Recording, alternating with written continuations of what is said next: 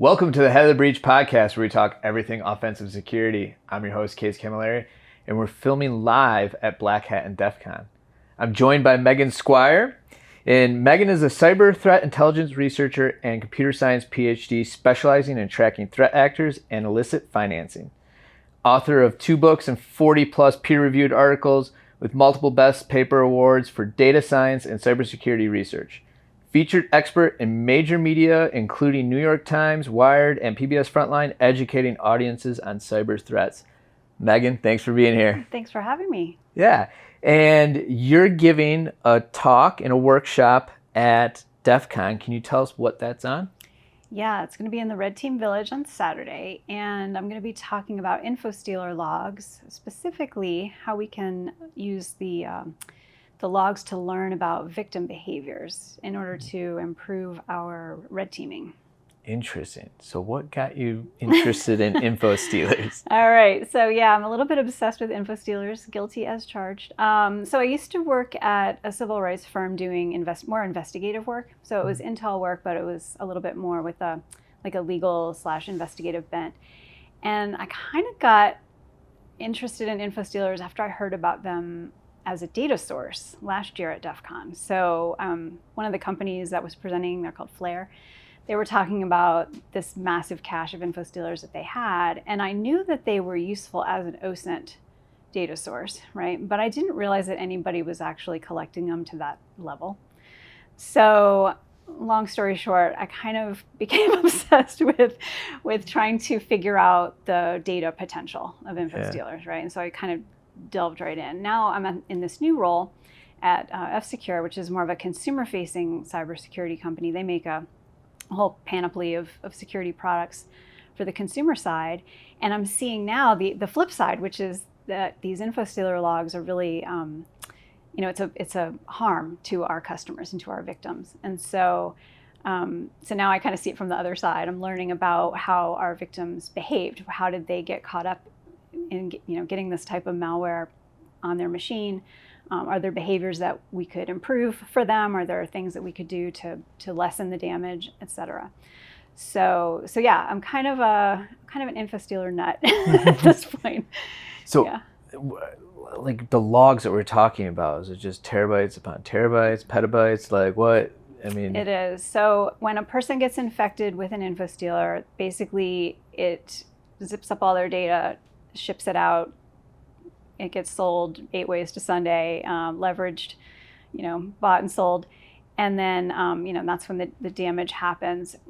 I read an estimate the other week that there's about 10,000 infections a day. That's one estimate.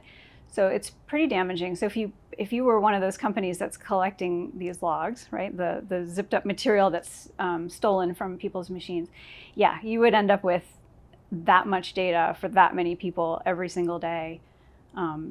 Into perpetuity. Hopefully not. Maybe we can stop it. But yeah, that's a lot of data. So how did you get your hands on a trove of this data? Yeah, so I've gotten a bunch of data from a lot of different people. There's academics that are working in this field, not as many as I'd like to see. There's researchers that are working on this stuff. There's, of course, marketplaces and things like that. There's, sample logs that the actual, sellers unfortunately put out there to try to sell their wares. And through looking at those logs as a data scientist and trying to understand what I can glean from them as artifacts, right? That's kind of where I'm dealing right now. So I have a pretty good collection that I've gotten donated from various people, but there are, like I said, companies that have way more than I have and are providing it to blue teams, for example, for security teams to look up the damage that's been done with their companies. Have any of our executives, any of our employees been attacked by one of these Infostealers? And if so, are our credentials in there and so on? So there's much bigger caches of Infostealers than I have, but mine has been pretty good for the type of learning that I need to do. Yeah. And how did they get their hands on it? Is it like takedowns and then they, get the data stores, or? That's a really good question. And not working there, I'm not super confident in being able to tell you how they get them. And they don't really tell you either. But would guess that there's probably a lot that they scrape off of freebie sites, so samples sites, and then there's got to be some other more clever ways that they're getting their hands on that kind of data. I've seen the collections and they're pretty impressive. Wow. So. And okay, so you have this trove of data, right? And you have this data science background. Correct. Where did you start? Where did you go? What questions were you trying to answer? What were you looking for in the data? Walk me through that. Yeah, so originally I was looking for investigative leads and things in the Infostealers, particularly for clients that we were trying to track down or things like that.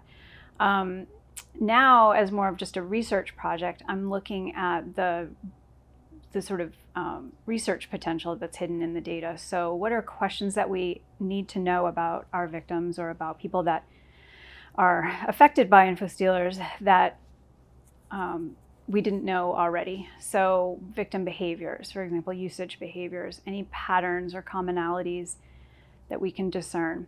And then from a red teaming perspective, I'm looking at how we can leverage Infostealers to improve our efficiency there. So if I can, for example, if it's within my the scope of work, for a red teaming contract, if I can see a particular way that a victim is behaving or different systems that they have access to, would I be able to leverage that somehow? So that's mostly what my talk will be about on Saturday. But as part of doing all of this, I kind of got a little bit of I don't want to call it a rabbit hole or a sidetrack, but it was a little bit of one. I had to figure out how to deduplicate the Infostealers. Yeah. There's a lot of duplication in the logs. Even in like my small collection, I found a ton of duplication. And so there's different techniques that I had to use for that, and basically writing some machine learning to like figure out, to cluster the logs together and figure out if they were the same information. There's also fake logs, and we can talk about that if you want, but I've come across hundreds and thousands of logs that are just totally fake. How and why do you think those have arisen? Yeah, so there's a bunch of different things that could be going on there. I think sometimes when a new user enters a marketplace, so a new seller, they need to prove their worth, and so they might create fake logs for that reason. I think there might be some muddying the waters on purpose. So a lot of the systems that are set up to let people search through logs, they're using like domains and stuff. So if you seed a bunch of logs with interesting domains and then people search for those, you get hits, you get interest, got it. So that could be a reason. Those are probably my main two candidates. There could be some other stuff going on. There might be people purposely making fake logs, which is kind of interesting. So I had to come up with some ways to find both duplicates and false logs. Being a good guy, would want to pollute the malicious, market. It could be spy versus spy too. Right. It could be them polluting each other's market. Like, I don't really know.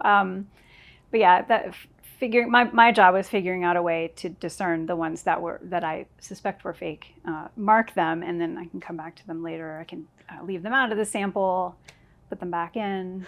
So deduping is also like something that we have to do when we get large breach data sets and things like that, which is with credentials and stuff. Yeah. But I imagine you're getting a lot more data points on the victim, so therefore probably the dedupe, I could see why you'd use machine learning to actually kind of identify potential dupes and normalize all that data. Yeah, one of the first ways that I came up with to do it was just to use clustering. So throw in all the logs and all the different data points that the logs have, and then look for, cluster the ones together that have similar points, label those, and then go back through and kind of discern whether or not the labeling was correct and whether or not we actually do have clusters that represent duplication. If we do, go forward and use that same clustering method on new data when it comes in. So that system is pretty simple, and it's worked well. Again, I don't have terabytes. I have almost terabytes, but but it's worked for me. Yeah. Yeah. What are the different data points that these Infostealers? I imagine some have a small number, some have large number of data points. Like, what's the common data points? So that's an interesting one too. I've had to go deep into the different Infostealer families and what they each steal, and then how they organize what they stole, right? And so what the log actually looks like. And the different families' logs look different. The reason that I had to go deep in that is because I was writing a system to make synthetic stealer logs. And the reason that I had to make synthetic logs is because I didn't want to show up to DEF CON with a bunch of USB sticks or packets of data for people to actually go through that was from real victims. So I wanted to make some synthetic data that we could use in the workshop. And in order to do that, I had to go in depth about exactly that, those data points that each Infostealer family has. So some of them are pretty simple. They're like lists of passwords that were grabbed out of the browser, autofills, maybe some cookie information, things like that. Pretty flat and pretty kind of boring actually. Your typical stuff that you would see in post-exploitation, harvesting. Yeah, exactly. Some of them are a little bit more interesting. Some of them grab screenshots of the moment of infection, which I find to be kind of messed up actually. But it's also very helpful to me as a person who's trying to learn about victim behavior, because that's the moment of infection. So I get to see the desktop of the person. We get to understand what they were trying to do, what else was open on their machine, what kind of person they are. Have any high-level takeaways or learnings from that? It's a lot of gaming. Oh, really? A lot of game mods. Yeah, I just want stop clicking the link on YouTube, guys. Yeah, I was gonna say, is it like just those online games like poker games, or it's is it more like Roblox mods and stuff like that? Oh, okay. Yeah, like yeah. So folks will get into a game and they'll go to YouTube to look for videos about how to play better, or how to mod the game or whatever, and there's a link, hey, get this thing. And they copy paste the link in, and it's to some sketchy mega NZ file or whatever, and then they they get taken. And I can see it on their screen. I'm like, stop. So so the screenshots are interesting, and then some of the more sophisticated, or I guess the more interesting Infostealers will grab files and stuff off the person's machine. It's like, man, that's really invasive. It's really painful to see that. It kind of turns your stomach, when you think about how much a victim can lose in that way. A lot of them are set up specifically to look for cryptocurrency stuff. So they're going to basically ransack through the machine looking for wallet addresses, seed phrases, stuff like that. And then the usual, browser profiling. So they'll grab every profile. And that's been interesting from a victim perspective too, to see sometimes it's not just one user of a machine, but you'll be able to trace back and see that it's actually the gamer in the house got infected, but there's mom and dad's banking information. It's like, now we see levels of users that are affected in a household. Yeah. So really, really damaging stuff. But I guess the objective is to learn how nasty the Infostealers are, right? And how much damage they're trying to do, and then come up with ways to protect our users that maybe hopefully go above and beyond just, the usual malware detection, hey, sketchy link, we can really come up with some new creative stuff. So which Infostealer has the largest amount of data collection points? Ooh, that's an interesting question. I think some of the Redline, Luma, some of those. I think, Atomic and those, they're kind of a little bit flat. Like that's a Mac stealer, so it doesn't do as much. But some of the other ones grab more. They're changing though all the time, and there's new families coming out, and some of the newer families I don't know as well. Just there aren't as many infections for me to study, and when trying to make synthetic data sets, I've kind of focused on the ones that have been out for 2 or 3 years. But some of the newer ones that really go after crypto and stuff, those are those are pretty devastating. So Yeah. I've got my eye on them. What type of files are they taking off the system? Anything and everything. So they're going to grab cookies and stuff like that. But in terms of like files, the ones that people would think of that they're worried about, images and documents and docs and stuff.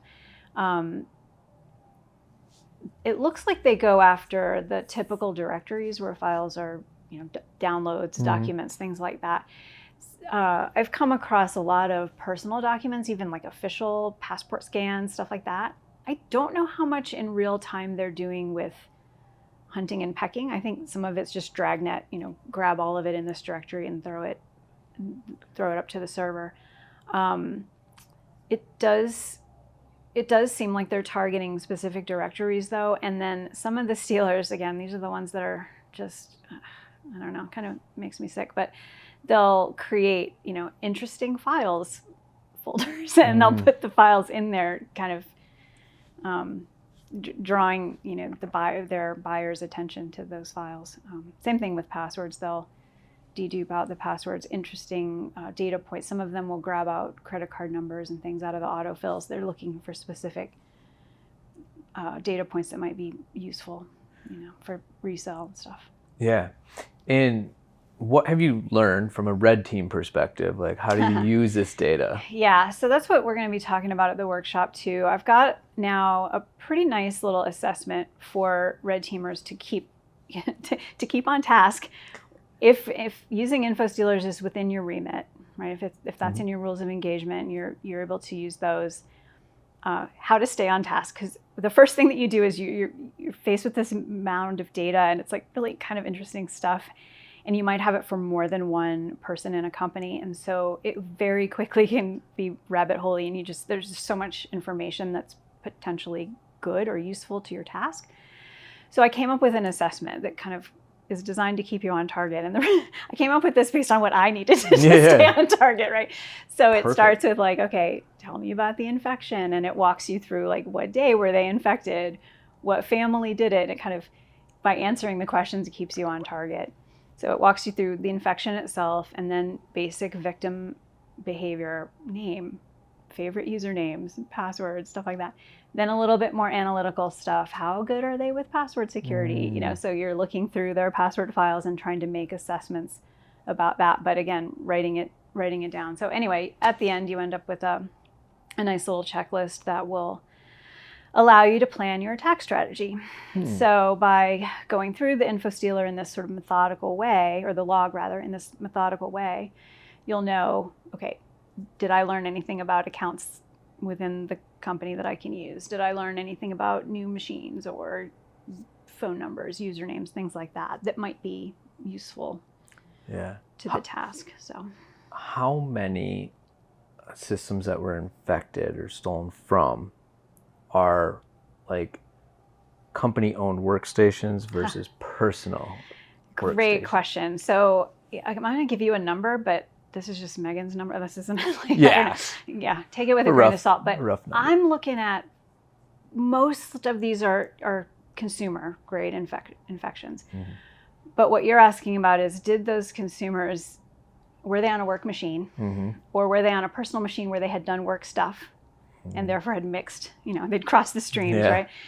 And it looks to me, I would say maybe 70-30. Okay. I would say 70% of it's just consumer grade stuff. Okay. But 30% of them are going to have something in there that crosses a stream. Now, still a higher number than you and I would prefer. Higher than I would prefer for sure. But what I'm heartened by that, because I give that number and it does sound too high. And then but I keep reading reports by other security companies coming out saying like, hey, it's, malware is lessening as a vector. It's more about identity stuff. It's more about social engineering. That's increasing every, year over year. That's increasing. I think, well, that's kind of what I'm seeing too. Yeah. So it may stand to reason that the numbers are going to be high like that. So if the numbers are that high, what should organizations be doing? I mean, sounds like basics, to be honest with you, right? So we know, bring your own device, logging in across multiple, this is the danger zone, that mixing of crossing the streams, right? That's the trouble spot. And it's a hard spot because people use their own devices. It is more efficient and whatever reasons that people are doing those behaviors, but it is very problematic. So companies are going to have to really look at that and say, not only how are we protecting our systems like behind our walls, but what are our people doing on their other time, and how much exposure do we have on their devices? That's kind of tough. Yeah. Kind of tough. And there's tricky things too.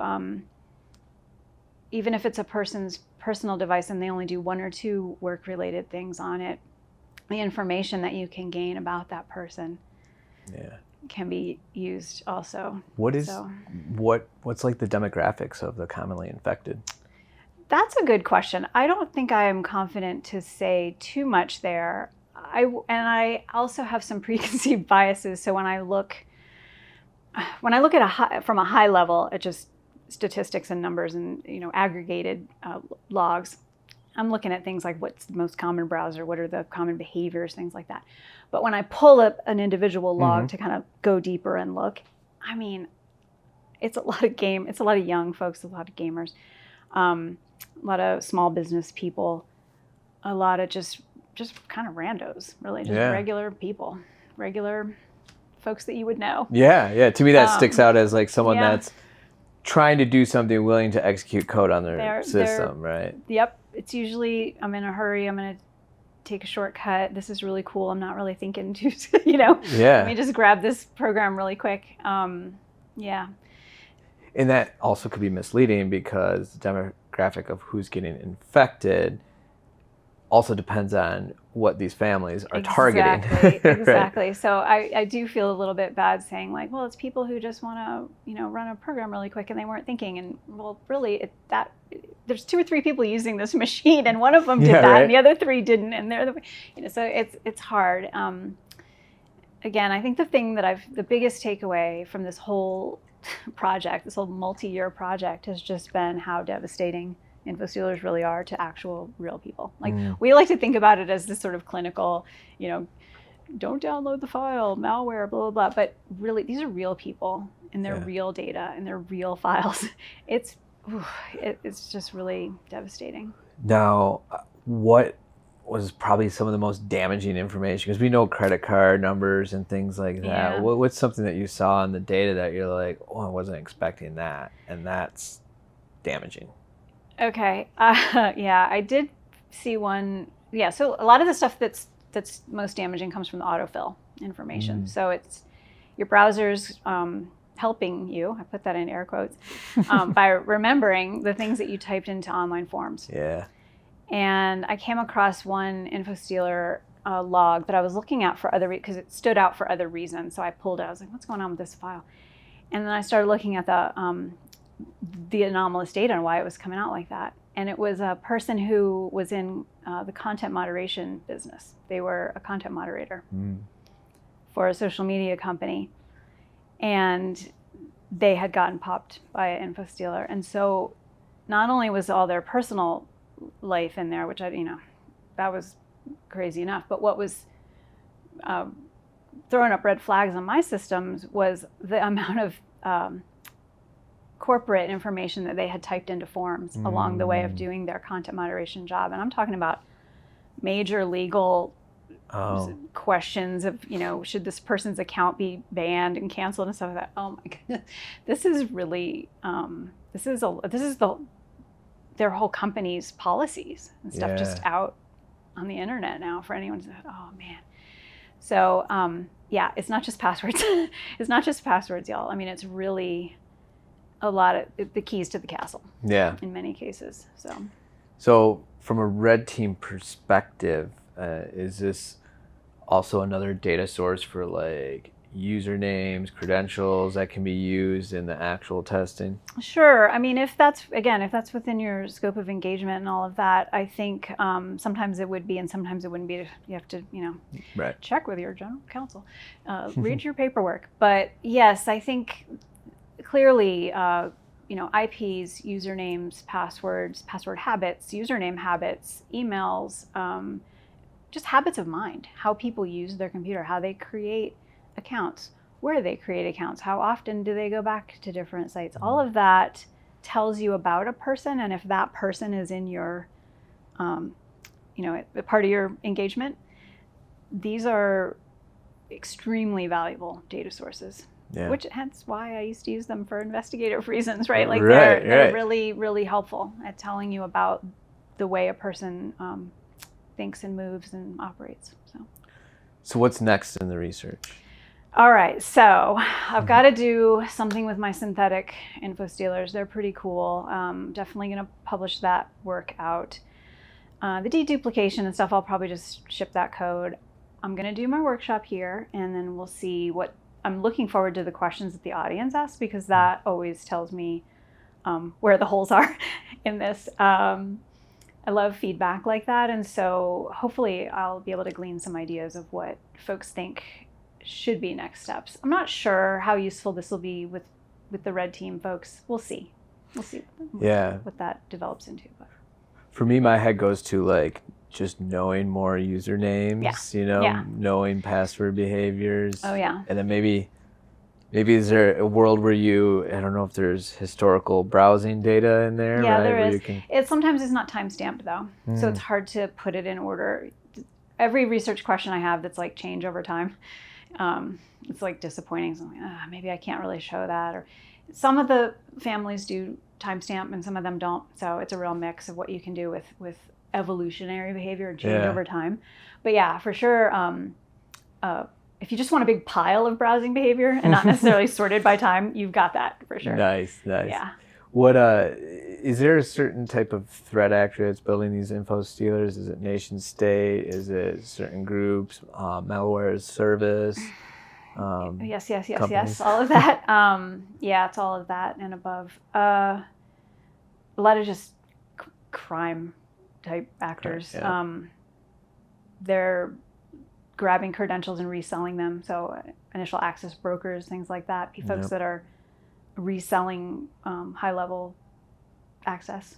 So that would definitely be one. And then I've got a whole slide that I'm going to show in the thing tomorrow. It's like a flow chart of the different ways that the data gets sliced, diced, and resold. And there's a price point at each of those levels. And sometimes it's access brokers, sometimes it's just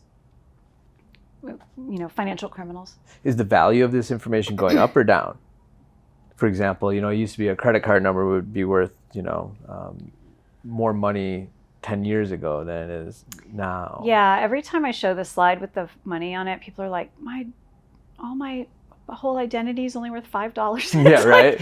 Actually, and by the time it gets to that point, it's already been, it's been through the ringer of several levels of people looking at the data and going like, nah, I'll skip that one. But a session token into an enterprise that's a lot. So that's going to be really high. And that's exactly what this slide shows. It's kind of the pyramid of. Cool.